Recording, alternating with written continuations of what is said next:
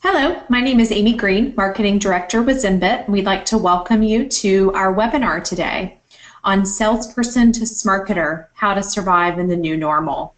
Our presenter today will be Derek Wyszynski, but before I pass it over to Derek, I'd like to go through just a few housekeeping items before we get started. First off, we encourage you to ask questions throughout the session. There is a questions pane located in the GoToMeeting side panel. You can take a moment to locate that.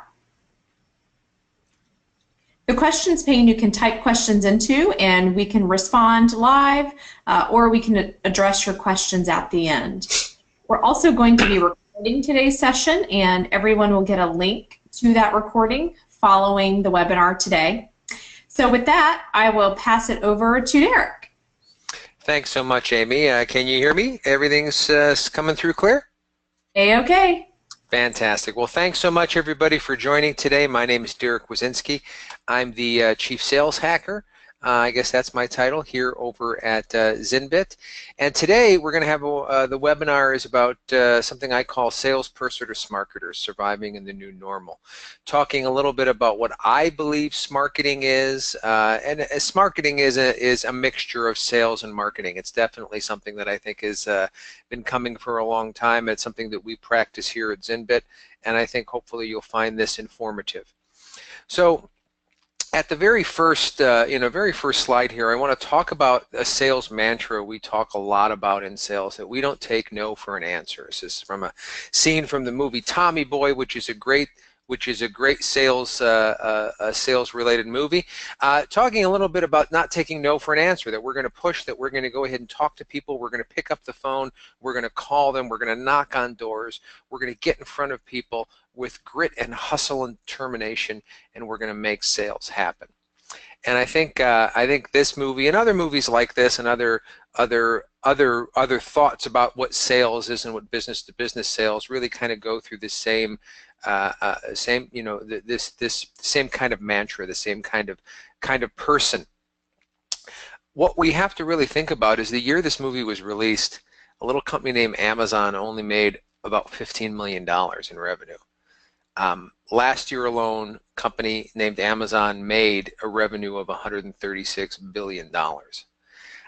It's becoming abundantly clear to me, as someone who's been in sales for the past 20 years, that we don't live in the world Tommy Boy lived in anymore. We don't live in a world where the practices and the traditions and the way we were able to go ahead and bring business and get people interested in our products and services, they can't exist in that world anymore, or at least they've changed a great deal.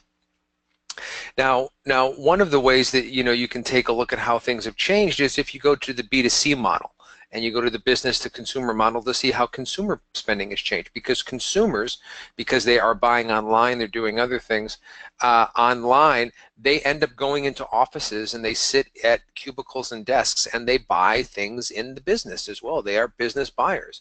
So, out of about 1,100 malls in America, Amazon and other online buyers, buying organizations and buying sites have created an environment where over 300 of those malls are going to close by the end of this decade. And just this year alone, 21 retailers, traditional brick and mortar retailers, announced the closure of about 3,500 stores in the United States. It's becoming drastically clear to those looking at the B2C model that things have changed and they're never going back to the way they were. I'm a child of the 70s and 80s, so going to the mall with my friends, being dropped off by my parents, was a rite of passage. It's no longer a rite of passage because the mall simply isn't there anymore. McKinsey & Company actually did actually released a report a little while back talking about the evolution of B2C sales and what it means to B2B. There is a disruptive new sales model that's going on, and anyone on this call who's dealing with B2B and dealing with buyers, you probably understands that digital-enabled enterprise sales is really starting to resemble a B2C e-commerce model, where our large enterprise customers can look up, can test, can find out all about our products without ever stepping away from their computer, and more importantly, without ever talking to us.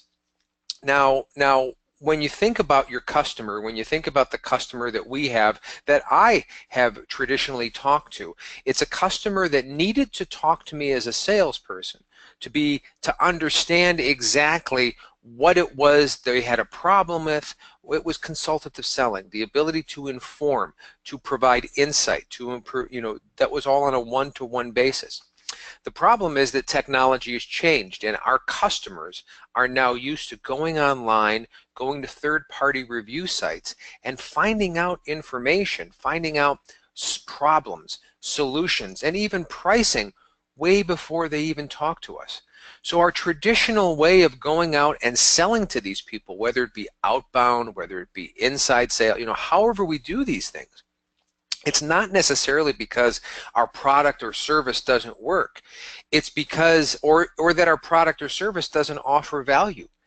The question we have to ask ourselves is, are we offering value as salespeople in the process? Is there anything that I'm doing in the sales process that cannot be done by a website, that cannot be done by a third-party review site, that cannot be done by another piece of technology?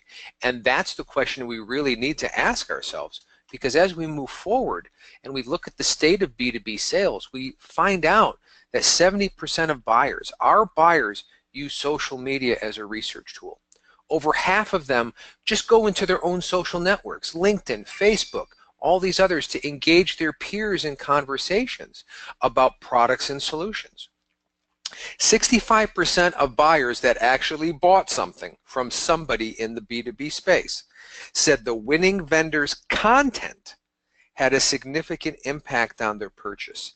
And 91% of B2B buyers have increased their expectations of vendors and salespeople in the last 2 years.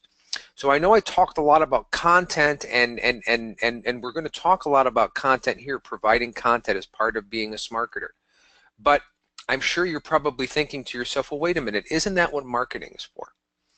Isn't marketing responsible for carrying the message out to prospects, to suspects, and then once they're interested, we can go ahead and reel them in as salespeople? Well, the issue with that is marketing has always been a one-to-many conversation. Pepsi is the choice of the new generation, right? Where is the beef? Have it your way. These are marketing slogans. These are ways that one marketer has communicated a brand to a whole bunch of people. But for you people that are sitting in this webinar, that sales, you know that sales is not that one-to-many. It's one-to-one conversations. And marketing messages don't work in the sales space. And that's the issue we're having. I mean, I can name 50 salespeople I've talked to in the last 2 weeks that are having a problem with leads generated from marketing. And the reason is because those conversations are not valuable. Marketing is not equipped to go ahead and have a one-to-one conversation with an individual, or to communicate something one-to-one. And marketing has always been again a monologue, not a dialogue. There was nobody back in the day to communicate to Pepsi to say, well, wait a minute, I'm part of this new generation and I don't like Pepsi. Or there was nobody out there to say, well, McDonald's has pretty good beef in their hamburgers too. But now with the advent of social media and a number of different avenues in which to communicate, people can literally tell Pepsi what's up with their marketing. And they can go to Wendy's and they can say, well, wait a minute, In-N-Out Burger is a lot better. And they can tweet that, it can go viral, and then all of a sudden you have a marketing nightmare. So really, when it comes down to the social aspect of the way we communicate, marketing, proof marketing, or the ability, what I call Smarketing, and then we're going to talk about it, is eating sales, and it's eating traditional marketing. And what you have to ask yourself as a 21st century salesperson in 2017 is, are you casting your lot with the traditional way of doing business? You call it the dinosaur way of doing business. Or are you going to be an astronaut attempting to go out and search for new worlds and new life and new civilizations? Because that's the choice we're left with here. And to illustrate that, Baylor University did a study on the effectiveness of cold calling and traditional cold calling, right? And they took a look and they had 6,200 calls that were made by sales professionals, outbound sales professionals. And they wanted to drill down and find out how valuable this traditional way of prospecting was to the new buyer in the new normal. So what did that look like? Well, at the end of the day, 17% of the numbers in the list just didn't work. 55%, over half, were either ring no answers or voicemails.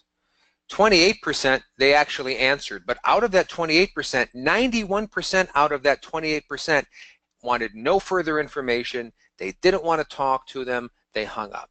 So what you're left with is the number of conversations that were had was less than but was about 0.5%. That's what's effective in traditional outbound marketing or traditional outbound cold calling. And this is across although this industry was real estate, this is across multiple industries. And anybody that spent any time on the phone recently, you know, can basically tell you the same. Now, this is not to say that that inbound marketing is all that much better when you're talking about inside sales. And quite honestly, I like to point this out, that when it comes to cold calling, no one's ever called me to sell me cold calling training. It's kind of funny that I always hear about how effective cold calling training is from social posts on my Twitter feed, on my LinkedIn feed, in webinars, those types of things. I never hear about that when I pick up the phone and someone tells me how important it is. But to that end, let's not say web-generated leads are all that much better, because quite honestly, there was another study done by Inside Sales, and it was reported in Harvard Business Review, right, where the picture was they took 100,000 calls based on 15,000 leads. They said the secret sauce to making that web-generated lead work was to call that individual 6 times. And they educated us in saying, well, you had to call at either 8 o'clock or 4 o'clock. And out of those 10,000 calls, you would literally connect with and make contact with 9,800. So that's really a less than 10% success rate. And the reason I put success in a question mark there is that we're just talking about contacts. We're not even moving through a conversation or having someone want to talk about something with us.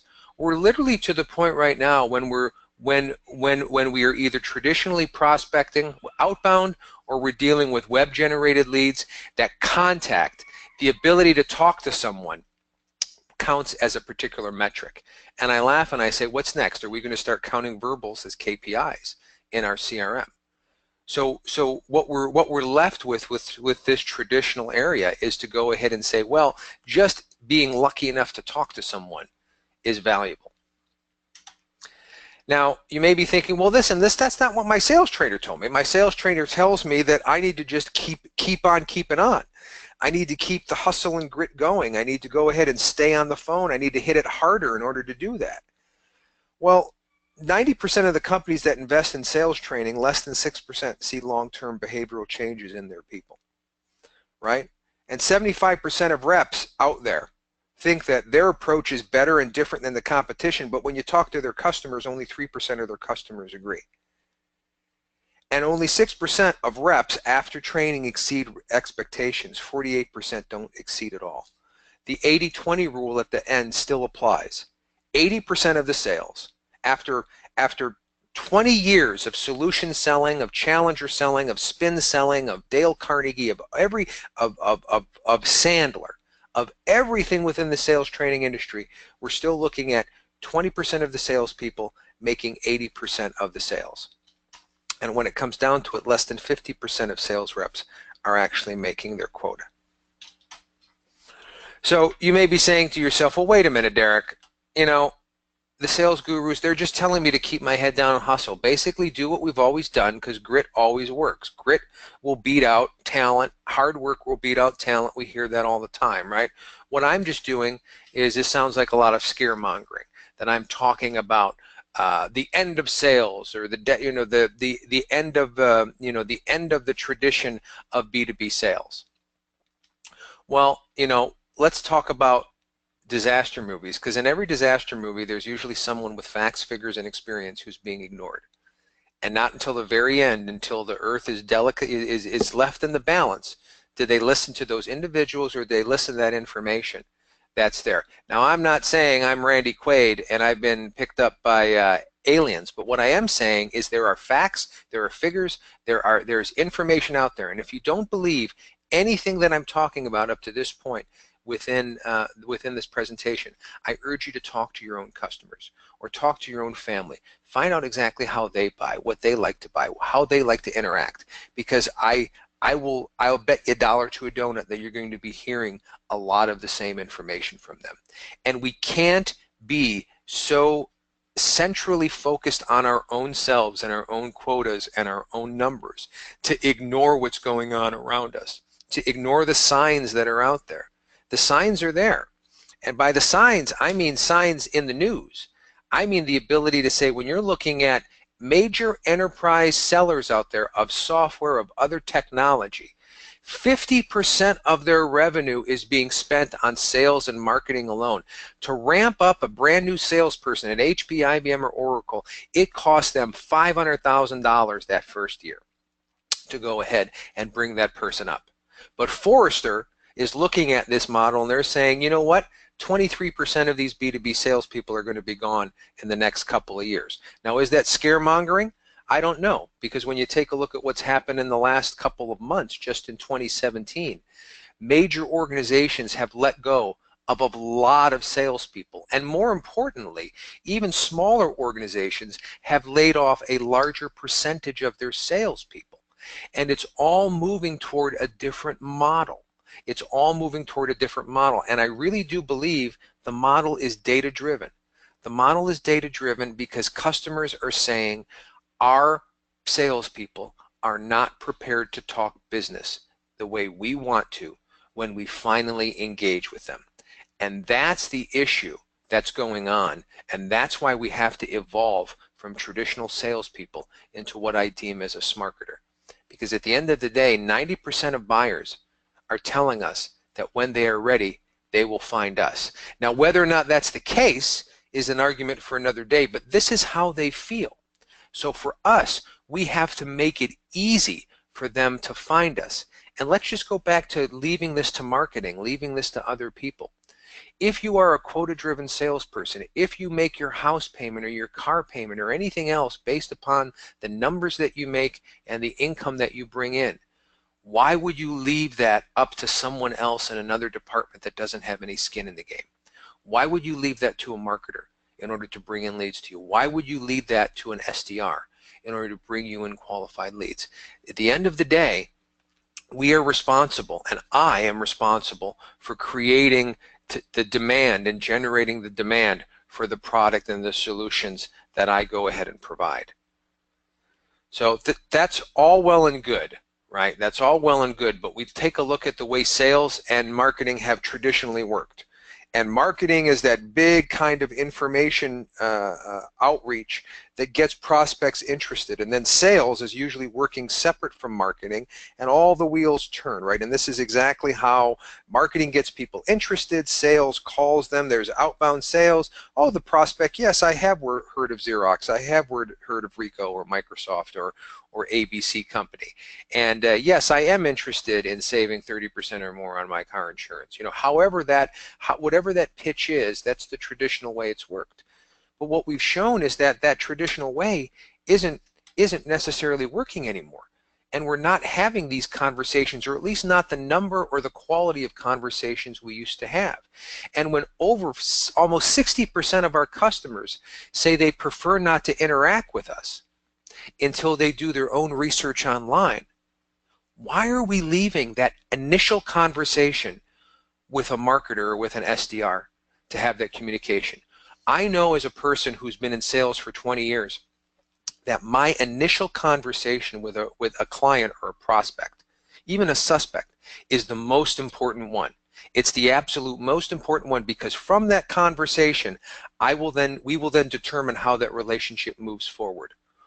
Why, if I'm a quota-bearing salesperson, would I leave that conversation to someone else? And that's what Smarketing is. Smarketing is the ability to go ahead and take a look at that traditional model and say, you know what, I am no longer just a salesperson, I am a Smarketer. And I'm going to work with my prospects and with customer success, my own internal customer success, to walk my prospect and my customer through a buying process. And in the next webinar, we'll talk a little bit about the influence of customer success on Smarketing. But what we're really talking about today here is that big blue wheel, the Smarketer wheel, and how we do that, and how we go ahead and create and we make that easy button for our clients in order to do that. Now, traditionally, and not traditionally, like in the last year or so, Smarketing has been the merging of departments, or the communication between two departments, specifically sales and marketing. And if you take the word Smarketing and you type it in your Google machine, you'll find all kinds of articles on how your sales department needs to better interact with your marketing department, and so on and so forth. This is now me personally, this is anyone else coming up with this conversation here, but I personally think that that model is unsustainable. I think traditional sales and traditional marketing working together is an unsustainable, because they are each have different audiences, they each have different practices, they each have different communication styles, and they're each paid differently. So getting them in the same line, getting them on the same sheet of music is of course incredibly difficult, because they're doing two different things. So that's why I believe to succeed, Smarketing needs to become an individual practice. It needs to become something that you do as a sales professional, as a traditional sales professional, as opposed to something that you've went ahead and provided into two different departments. So after all the rigmarole, what at the end of the day is a Smarketer, Derek? What does a Smarketer actually do, and how do I go ahead and evolve into one? How do I become one? Well, first, what I believe a Smarketer is they are a subject matter expert in the market and industry that they sell into. No longer are they just simply the person that knows their product the best, that has the best way to overcome objections, that's the best on the phone, that sends the best emails, prospecting. All of that stuff is, is relatively important, but really what matters is the knowledge and the expertise you have in the market in which you operate. If you sell shoes, you need to know the most about feet. If you sell software, you need to know most about the problems that your software addresses and the people that have the problems that your software addresses. So that's the first thing. You have to be what I call, or what Microsoft deemed a SME, a subject matter expert. You have to be a content author. And I know this is a big one for a lot of salespeople out there. It's like, well, I don't have time to enter, write content or create content. I don't know where to start. If you haven't already started, you're behind the 8 ball. And I would suggest you jump on it, and I'll talk a little bit how to go ahead and become a content author. But again, if over half of your traditional customers are out there looking at content online before they even think about talking to you, why are you leaving that conversation to someone else? You shouldn't. You wouldn't set an appointment with someone and then send someone else to that first appointment. That would be suicidal as far as a quota-bearing salesperson. So why are you sending that? Why are you letting that happen with the first communication you have, which is that online communication? You also have to be a customer experience advocate. I'm going to go a little bit deeper into that there. But what I mean by that is you have to understand what the customer experience is, not only of the solution or the product that you are selling, but also the way in which your prospective customer deals with your organization, deals with your company, deals with your brand. And you have to understand it, you have to be part of it. A couple other things. You have to be a strategic communicator. You have to be able to know when to talk about what and at what time throughout the process, because the process is no longer the selling process. The selling process, 1997 called, and they want their terminology back. There is no selling process. It's now all about the buyer's journey. And the buyer's journey has different parts, and we'll go into those different parts. And you need to understand, with your subject matter expertise, with your content authorship, and with your customer experience advocacy, where to take those narratives and put them strategically when you're communicating to your prospects and your client. And you have to be a custodian of that buyer's journey. We're going to talk a little bit about why I use the word custodian in that aspect. And at the end, what all of this means And all of this means is you have to become a modern prospector, because what I believe truly is what you're looking at right now is modern sales prospecting. And we're going to talk a little bit about how that can actually turn into business opportunities for you. So what a Smarketer is not. What a Smarketer is not, and this may shock a few people on the webinar, but what a Smarketer is not, a Smarketer is not a closer. Selling-centric focused selling doesn't play anymore, either in the B2C or the B2B process. Sales reps no longer have the power or have limited power within the process. It's all been tilted toward the buyer. With all of the ability to have information online, buyers are far savvier than they used to be. You can no longer look at your client as a pile of money. And that's what that's what focusing on the close, focusing on that process has meant in the past, is that level of high pressure selling to close them, get them to sign on the line which is dotted. It's no longer the case. Customers are rejecting that. They're rejecting it in droves. That's why nobody goes to Circuit City anymore to buy televisions. They do that online, or they go on Costco, or they go to Costco where there's nobody there trying to sell them anything on commission. High pressure sales. So put that coffee down. There are no more closers. So that's great. Thanks for destroying everything about sales, Derek, in this presentation. How do I become a Smarketer? How do I start? How do I become a SME, a subject matter expert? How do I do these things? Well, you probably a lot of this stuff is going to be pretty self-explanatory, but I really want to kind of delve deep into it. You exist at a time in 2017 where you, as an individual human being, have more access to human knowledge than any other person that has ever lived before in the 5,000 or so odd years of recorded human history, or however that is. You have the ability to become a subject matter expert in anything you want, simply by pointing and clicking on your desktop and looking and reading and consuming information. There is no reason why any of us cannot be a subject matter expert now with all of the information at our fingertips. We also have our customers there, and our customers there willing to have conversations with us about what's important to them. We routinely in sales are always thinking of the new, always thinking of the upgrade, always thinking of how to get more of something. If we can go ahead and mine our current customer base and have real conversations about what's important with them, what's important to their process, what are some of their insights, and what are some of the things that they're thinking about, the ability when putting that in conjunction with information that's available out there in the public by other experts, it's a fantastic one-two punch when you're trying to deliver insights. And then you have to know what's going on in your industry, and what's going on in your competitors, and who your competitors are, and what they're offering, and where they're falling down and where they're not falling down. I tell a story on LinkedIn where I was at a trade show event, and one of my competitors, I met someone who was working with one of my competitors, and quite honestly, they said they told me a story about how they tweeted something on the competitor's Twitter, and there was no response, and it was a customer experience issue that they had, and nobody responded, to that. Why isn't so if your competitors aren't responding to tweets about customer success, maybe that's something that you can become an expert in solving that need, and the ability to communicate how your brand does it differently. You have to know what's going on in your industry. You can no longer, and again, this is going to come as a shock to people, but in the sales industry, but you have to put down the how to sell books.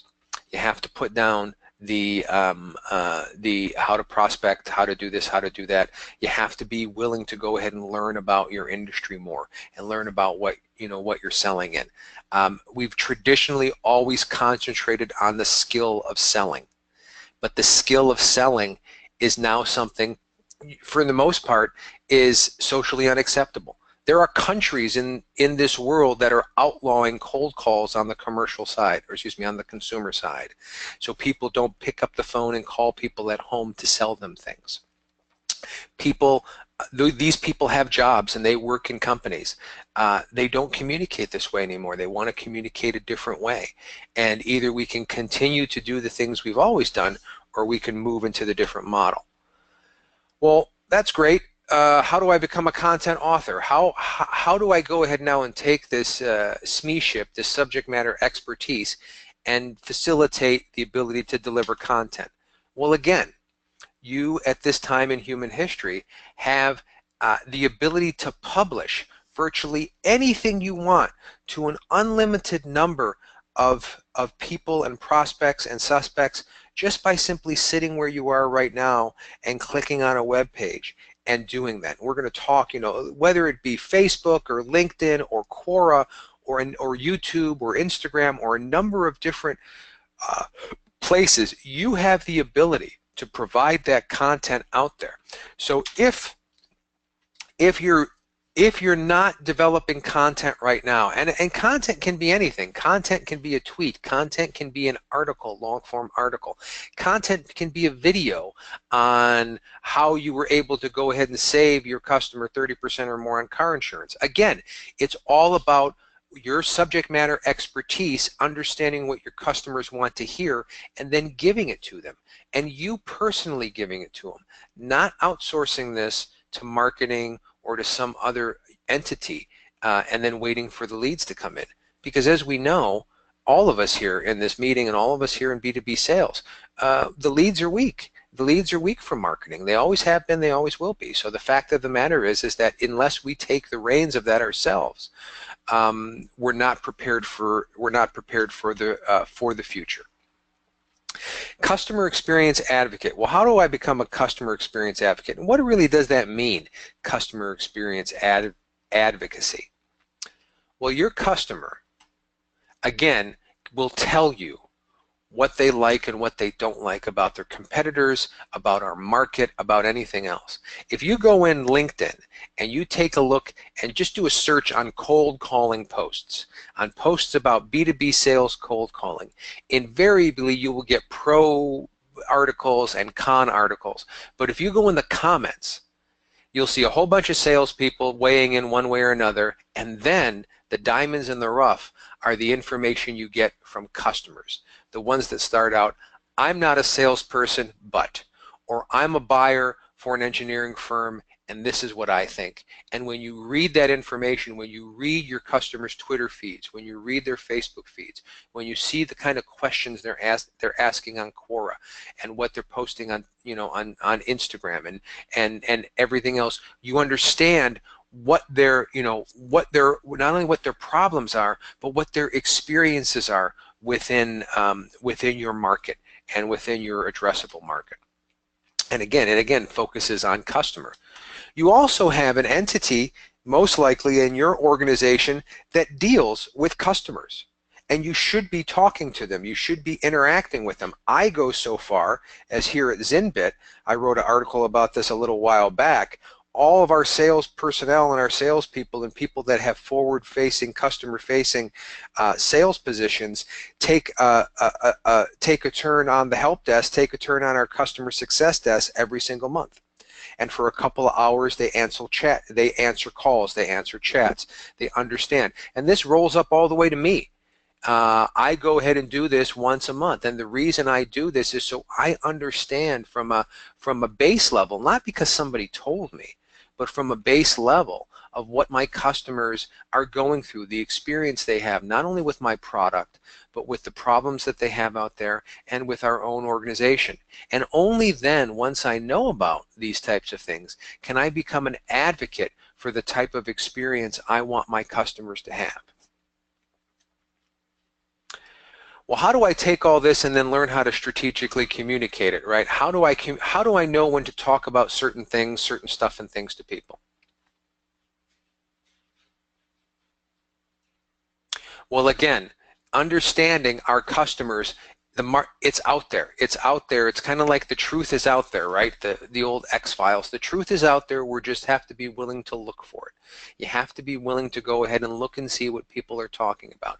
And again, the multitude of customers that you have, the different people within the organizations that you're talking to, and really what their individual buyer journeys are, what the buyer journey for the organization is. And we're going to talk a little bit about this in the next part as part of being a custodian of the buying journey. But your buyers, the people that you sell to, have a process. And you can do one of two things. You can try to take that square peg and jam it in your triangle hole of your selling process, whatever it may be, or you can figure out a way to go ahead and take that subject matter expertise and that content and that customer advocacy and go ahead and strategically insert it and insert these communication points in different parts of their buyer's journey in order to go ahead and facilitate them coming at the end when they make that decision, making the decision for you as opposed to making a decision for someone else. You have to listen very carefully what I'm going to say right now. Not everything is about us, about our sales number, about our quotas, about the commission we're making, about our forecast, about our pipeline. There has never been a customer who has cared about any of that, although that's what we're obsessed with, many of us, on a daily basis. We have to retune our focus and understand that if we can become truly customer-centric, we can go ahead and become people that are listening and not just talking about ourselves. And again, the ability to strategically communicate this starts with understanding this particular journey. And not only understanding it, but becoming a custodian of it.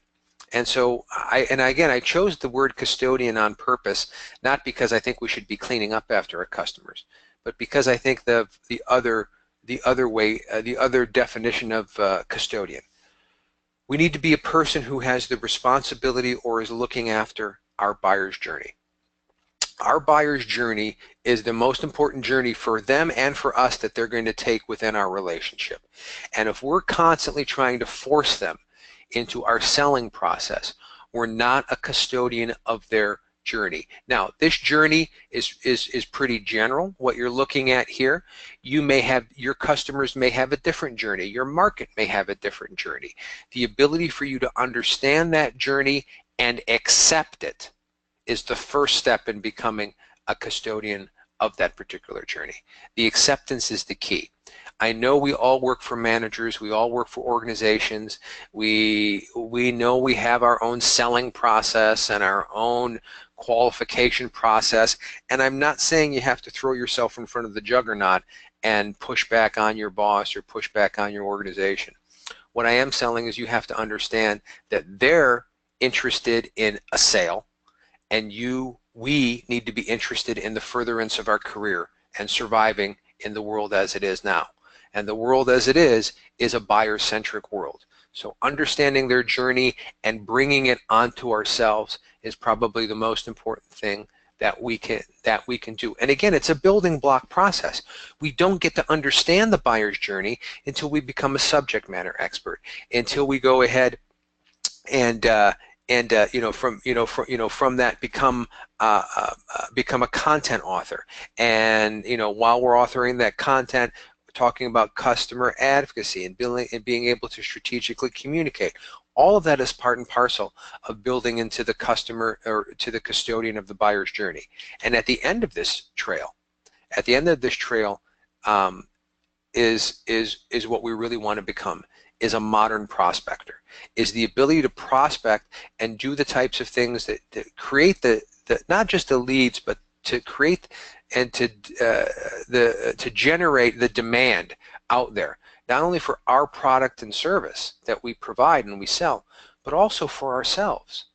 Because I know everybody talks about relationship selling and how it's about the relationship. But who do we have relationships with? Do we have relationships with the people at McDonald's or Burger King or KFC or some other transactional place where we say, I want 3 things and a side of fries, and they say, here you go, and they go ahead and take our money and give us our change. Do we have relationships with those people, or do we have relationships with people that provide us real value and real insight into not their process, but into our own process, right? So when it comes to modern prospecting, what we really have to do, and again, I use a lot of the same imagery here, but it all begins in that social media space, is the ability to go ahead and research and find out and share and become an expert within your particular practice, within your particular vertical, within your particular marketplace. And it doesn't have to be a lot. Let's not confuse this with the fact that you need 10,000 followers on Twitter to be an effective prospector, right? This isn't cold calling. This isn't, you don't need to make 10,000 calls to talk to 100 people. This isn't sending out 50,000 emails to get a couple people interested. This is the ability where you send out content, and from that content, someone likes it, someone comments on it, someone shares it. All you need is one or two to create that relationship. If you write a piece of content on LinkedIn and 3 people comment on it, those are 3 potential prospects that you should be dealing with, that you should be talking to, that you should then engage with and go ahead and engage in a process. That's modern prospecting. It's not talking to people that don't want to talk to us. It's talking to people that have already engaged with us, and we can only do that through social, right? When I call someone on the phone, people look at the caller ID, they go, oh, I don't want to talk to ZynBit. I don't want to sell them to sell me anything. But when someone reads one of my posts or listens to one of my webinars and communicates with me afterwards, that is potentially a much better prospect. They're no longer a suspect, they're a prospect. They have interest. And again, when I build into that, my customers can provide, if I've done all of this right, and if I've went ahead and created customers that know I'm a subject matter expert, that love my content, that know I'm an advocate for their customer experience, that understand without a doubt that I know how to strategically communicate and effectively be a custodian of their buyer's journey, they're going to refer me to like-minded individuals in their network. And the referral business becomes an actual ability for you to go ahead and utilize current customers, your current customers, because you've controlled the whole communication up to that point. And you can they'll come to you and they'll provide you real referrals. Not call this guy because I think he should, but real referrals. Because remember that slide at the very beginning, the vast majority of people go to their own social networks to talk about brands, to talk about solutions. So you should be building these customers throughout this process. Because remember, buyers will consume up to 60 pieces of content before reaching out to a salesperson. So if you're a modern prospector, and again, I know I hit this nail a couple of times directly on the head, but why are you outsourcing that content to someone else who doesn't have any skin in the game as opposed to the value of that content out there? Now, I talk a lot about this in the other Sales Hacker webinars. You can go to ZynBit.com/blog, and you can take a look at how you can create some of this content. I deep dive into these into these ways of going ahead and becoming a modern prospector, and you can take a look at those there. Now, being a Smarketer, again, it's all about these 6 things, I believe, and they are not one-offs. You can't do one and not the other. They build upon each other. It all starts with subject matter expertise, in which you build content, and that content and that expertise demands that you become a customer experience advocate. Once you know all of those things, you can strategically communicate parts of what you need to communicate in your customer's buyer's journey, and then at the end of the day, you are a modern prospector. You are a Smarketer. And again, this is an entity where this is a person that I believe, and again, this is just me talking to you here, but I believe that this is the future of sales. These are the people that are going to remain after the big call, as Graham Hawkins talks about it, the big call. As Forrester says, all of those B2B salespeople are going to be let go.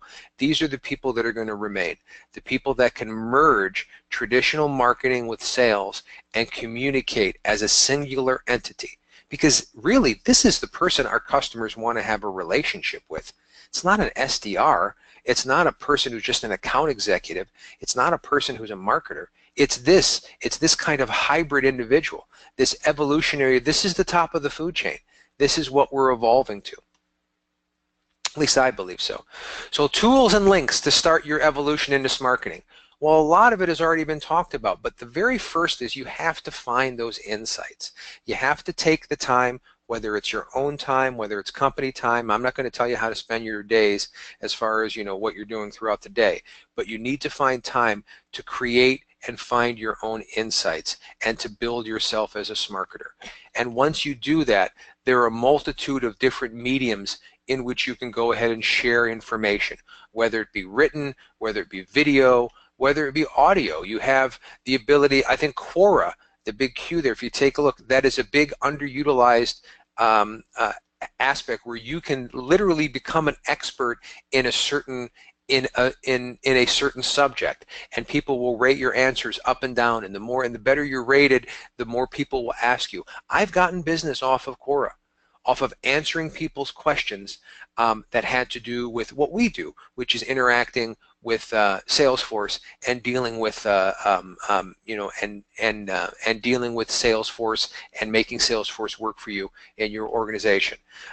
Your own websites have your company's websites has a whole ability to go ahead and provide you insights and provide your customers insights. You should take a look at what's going on your websites and inform your organization whether or not that's working. And I know that's hard. I know that's kind of, sometimes it's kind of like leaning up against the wind trying to get something done there. But it is worth your time in order, because that is still the main way prospects will look at you and your organization before they talk to you, which is your website. And if you don't feel good about the content on your website, if you don't think the stuff from marketing that they put up there is actually helping at all, why are you there? Why are you letting that dictate your process? Because if you feel that information is weak, if the main way people think about you feel is weak, that's an issue and that's a problem, and a lot of this falls down from that aspect. And then there are packages like we have ZynBit, which not only interact with Salesforce but provide you a lot of tracking capabilities and how people are looking at your content, how people are looking, what people are interested in your blog posts, what people are interested in your pages on your website, so on and so forth. The most important thing, and I think anybody that has read my articles or listened to any of these webinars, I'm tired of the glib generalizations about sales and selling. I think it's a little long in the tooth to be talking about hustle and grit and only the strong survive, and we're all wolves and everybody's a deer and all these other things. Sales is extremely complex and it's ever changing. And unless you're trying to sell sales training or a sales book or something else like that, that doesn't really help. That doesn't really help. I can't tell you, if you're here on this call, whether or not this process or what process will work for your selling, because some of you are selling software, some of you are selling industrial machines, some of you are selling other things. You understand that. So I'm not going to make a glib generalization to tell you, well, you should never call people on the phone, or inbound sales doesn't work for you. It may not. I know what the general consensus is. But what I am saying is we have to invest in ourselves and invest in our own expertise, more importantly than just being a generalist. Graham Hawkins, again, said it in his book, The Future of Sales. The sales generalists are the ones that are going to die off. Specializing in customer insights, specializing in customer experience, specializing in strategically guiding someone through their own buyer's journey. Those are the people that are going to be left at the end of the big call. I do have a quote from Winston Churchill here, and I kind of utilized for this particular. I don't think this is the end of B2B sales, right? I don't think this is even the beginning of the end. This is the end of the beginning. We have traditionally sold this way because that's the way we could work in the physical world. And technology kind of came in, and there were phones, and there were other things that we could do.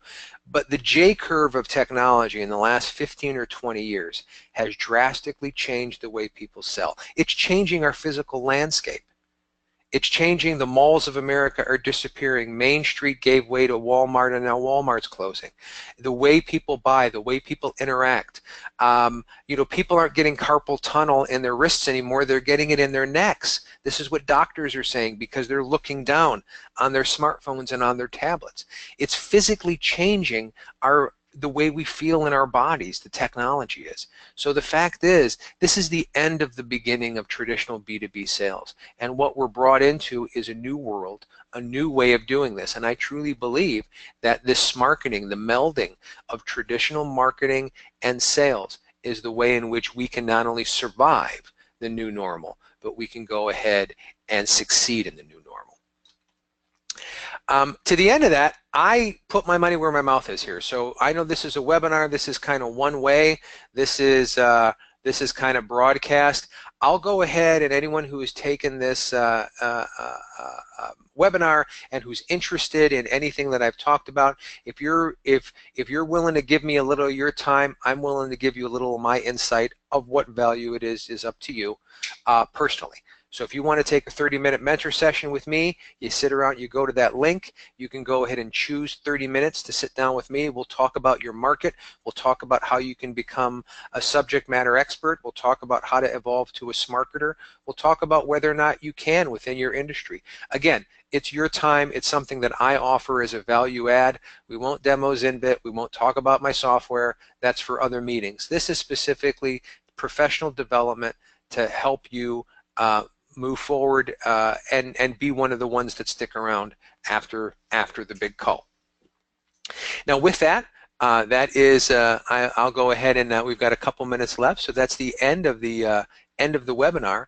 If there are any questions, you can feel free to go ahead and ask some questions here. So it looks like we have one question.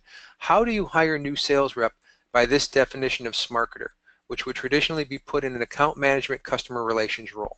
That is a great question. Answer is, we don't. And what do I mean by that? There's going to be an article coming out on the Sales Hacker website very shortly where we go this in great detail. But at ZynBit, we don't hire traditional salespeople. We don't have a model in which SDRs make calls to set up meetings, and then they transfer these to a business development person, and they're in a compensation with a quota, and they go ahead and they have to meet their quota, everything else. We have general organizational numbers that we need to meet for revenue, for new customer acquisition, but they are organizational. Our salespeople, our SDRs, our customer success people, our developers, everyone is paid a great base salary, but they're also paid revenue bonuses. They're also paid revenue percentages. And the way we do that is that we go ahead, and when we bring people in, everybody's responsible for that. Everybody's responsible for marketing, everybody's responsible for sales. Now, for smaller organizations, as we are, that works. But as we're growing, we're finding it the ability to scale that. And the reason we're scaling it that way is because we've determined as an organization that sales commissions are a detriment to this type of Smarketing model. Because if your salesperson is concentrating on a quota, concentrating on a number, they're going to go ahead and do what needs to be done to make that number, regardless of the experience, regardless of everything. And this is not saying anything bad about salespeople. I was been a quota carrying salesperson for years. I carried a quota for years. I carried incredibly large quotas. And then when I was a director at Xerox, I managed a national team that had, you know, tens of millions of dollars of quota in each particular geographic region, right? So it's not necessarily that I don't know about quotas, or quotas don't work, or quotas don't aren't realistic. But for our model, what we've done is we've accepted the fact that we have regular numbers that we want to make as an organization, and we go ahead and move everyone toward making that. So the customer journey is the most important. So when they're first reached out to through marketing, when they're brought in through sales, when they're transferred over to customer success in the trial process, when they have fulfillment, everything else is modeled after that. And again, for those of you on this webinar, I'll go ahead and talk a little bit, there'll be an article that'll be released very shortly that'll go deeper into that. But that's basically how it works. It's very difficult to become a Smarketer in a traditional role. And it's something that we have to end up doing ourselves. And it's something that I did myself while I was at Xerox, and that I evolved into as far as in this position that I hold at ZynBit right now. But if you look at my articles, if you look at my social media profiles and everything else, you'll notice that I started all of this while I was still a director at Xerox. Even though Xerox gave me no insight, no really permission in order to do it, I determined that it was something I needed to do in order to survive.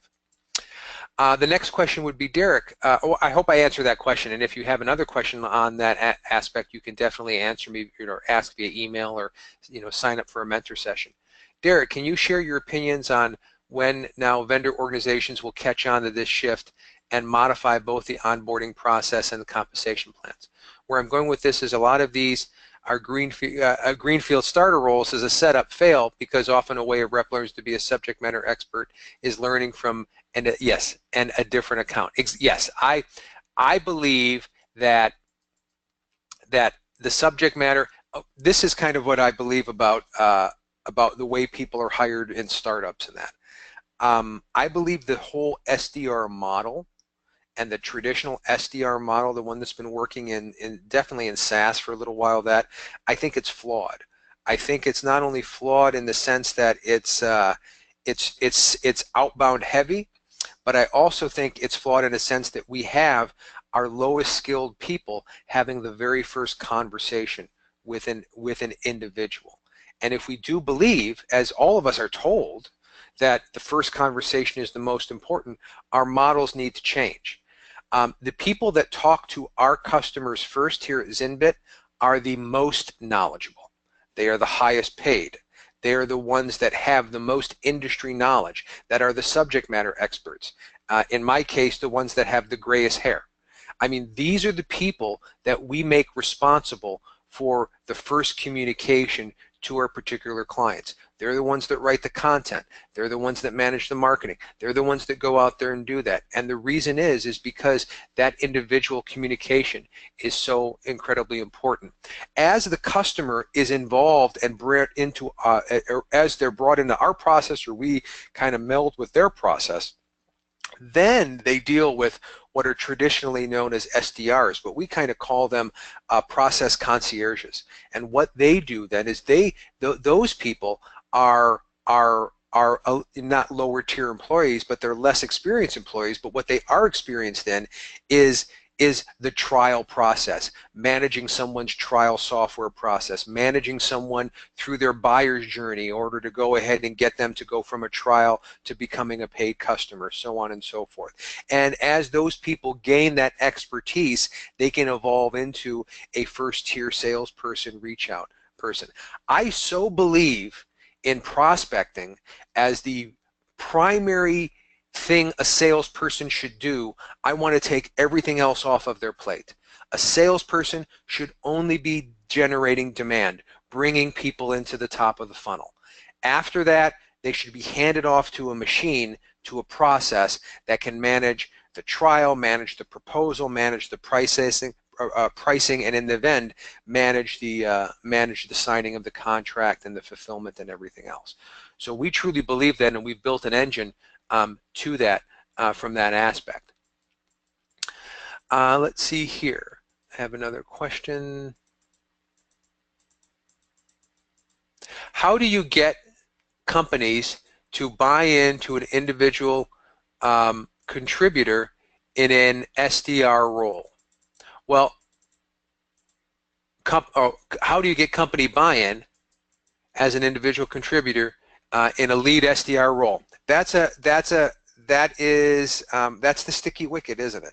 If you're an SDR And if you are trying to get, buy-in to this level of process, how do you do it within your organization? Well, the very first thing is this webinar is recorded. All of the data that I have on the webinar is in hyperlinks at the bottom of each page. So if you want to go ahead and pull together that data, that information for the people you need to talk to, that works as well.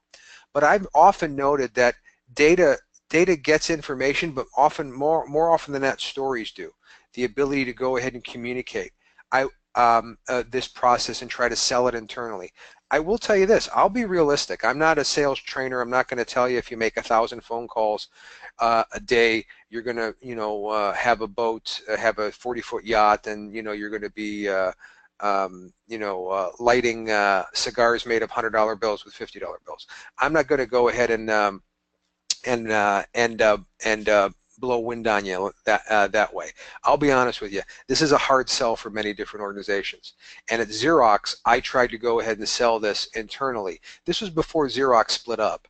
And I tried to sell this internally. I was brought in by part of an organization that really wanted this kind of selling, this kind of prospecting, this kind of model.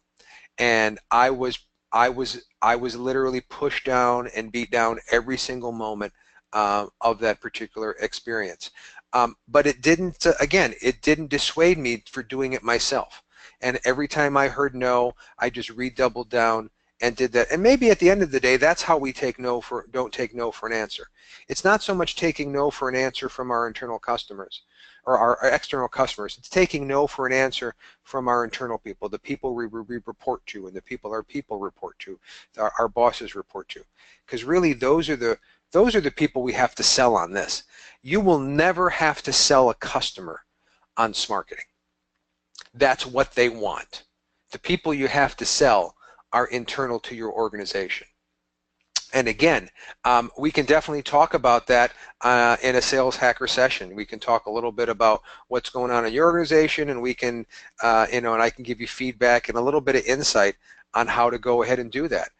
Will everyone be successful in selling this to that organization? I'm not going to lie to you, probably not. But at the end of the day, and I know I say end of the day a lot, but at the very end of the day, you're responsible for you. And we are responsible for ourselves. And whether you're working at your current organization or whether you go somewhere else, you want to survive as an SDR, move up, become a salesperson, become a Smarketer. I believe this is the way to do it. So hopefully that answered a little bit of your questions there. So I'll just we're a little bit past the hour, so I'll just see if there's any other questions. Anyone else have any questions? Well, thank you so much for those of you that stayed the entire time. Everyone that signed up for this webinar will have access to the webinar via a link that will be sent out after this. I do urge you to go ahead and, if you'd like to, sign up for a mentor session, and hopefully that will provide you value. Thanks again for going ahead and coming to our webinars. Our next webinar will be announced very shortly, but it's going to be about customer success. It's going to be about customer success and how sales, how that's probably the most important thing that we're ignoring as sales organizations, is customer success and what that means to us. So thank you again. Please, happy selling. Have a great August, and I'll talk to you soon. Take care.